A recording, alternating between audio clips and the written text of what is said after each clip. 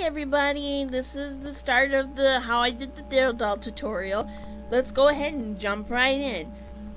What I'm doing here is I'm laying plastic wrap around the doll's head and I tied it off with a rubber band, and then I ended up poking a hole where her neck hole was so that way I could put her back on the stand. Now I'm taking Elmer's glue and I'm just basically putting it where I want the wig cap to be, which would basically be, you know, your hairline. So I start laying my strips of paper. I think it's tracing paper. It's, you know, it's not super thick, but it's also not super thin. I mean, you could probably use newspaper if you wanted to, but, you know, this is just me. I prefer just clean looking paper, and then you ain't gotta worry about newsprint and all that stuff. But I just keep adding layers of the paper and the glue until I get it to the thickness and the coverage that I want, and then I gave it a final coat of glue, set it aside, and went ahead and let it dry. And then here it's dry, so what I did is I had to trim a little bit to try and get it off of her. Just don't cut into your wig cap. I recommend that you also, before you take it off, is that you take a pencil and you basically outline the hairline, so that way you know where to cut the wig cap exactly. As you can see here, you can see some of the pencil lines that I drew. And just be very careful, and because you don't want to cut into your wig cap, because then that kind of defeats the purpose. And then you'd be all sad and stuff, and that's not cool. And nor is it fun. And as you can see here, I ripped the rest of the plastic out, and you can see the sideburns are still really, really pointy. So I tested it out on the doll to see if I like it. And I said, well, no, it's not what I want, so I will trim it up a little more. And I think, if I recall, the hairline for the forehead was a little long too, so I trimmed that so that way it was better. And then once I got it all trimmed, I placed it back on the doll, and I was like, hey, this is great.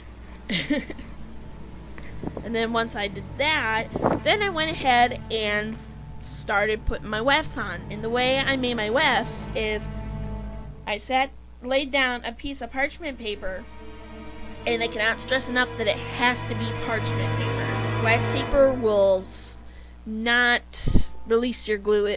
Your glue will stick to it, and it'll just be a big mess. But parchment paper releases it as if it were put on silicone or something. But you lay down your piece of parchment paper, and then after that, I would recommend cutting your yarn first to the length that you would like. A little extra is always good, so that way, you know, if it's like, oh, well, it's too long, I can always cut a little bit off. Because remember, you can add it on, or, you know, you can put it on, but you can't, like, add more later, like, to the length. You can cut it off, but you can't add it back on. Kind of like, you know, when you cook it, it's like you can add, but you can't take away. I know, stupid. But anyway, with the wefts, you lay a layer of hot glue, and then you stick your yarn or your hair onto it. Be careful not to burn yourself, because it really sucks. And then once those are all dry, then you can trim them to what size they need to be, and you start from the bottom of the cap, like the lower part of the back of the head, for example, and basically go around the hairline, and then basically do like a swirl and work your way up. And I know it's really hard to tell on this camera, because I don't have my spider tripod yet, and it's really hard to get the angle I need it to be when, you know, I have just a regular standing one. But at this part now, I got all my wefts in, and you can see how on top of her head that the glue is really, really chunky. So what I did was, I'm like, okay, I want to cover this up. Is I took my glue gun and I kind of melted the glue back down again, and then I added individual strips of yarn. And this was just to make it look neater, and, you know, so we didn't see big chunks of glue popping out of her head and be like, oh god, what did you do? But I figured that, you know, with yarn it would be my next best thing, considering that I didn't really want to use doll hair, because I don't want to say it's expensive, expensive, but it's just, I have to order it offline, and it's like $5-6 a bag, and yeah, a lot of times a single bag will work on like a single doll, depending on the length of the hair. So I just figured I have pretty much an endless resource of yarn, and that would work for hair.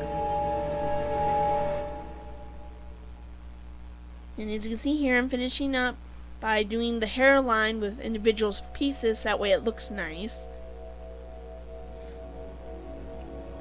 And there's a big old string of glue you can see on the back of her head, because I am not very good with a hot glue gun. I burn myself more with it than I do with crafty times.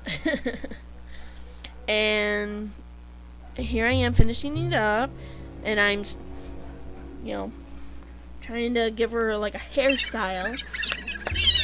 And I noticed that there's some spots that were, I guess you could say, bald. So I went ahead and put individual strands of yarn in there. And then once I decided it looked okay, then I went ahead and put her back on the stand, and I styled her hair, which is not yet showing in the video because I can move fast. Ah, here we go. Neatening up her hair, giving it kind of a style, because, you know, yarn's really thick and all that stuff. And then once I decided, okay, this will work, I decided to give it a little trim. And then once I trimmed it, that was pretty much it. And it's like, hey, yeah, look at this, it's done. See, and here it is. How awesome. Okay, end of part 1.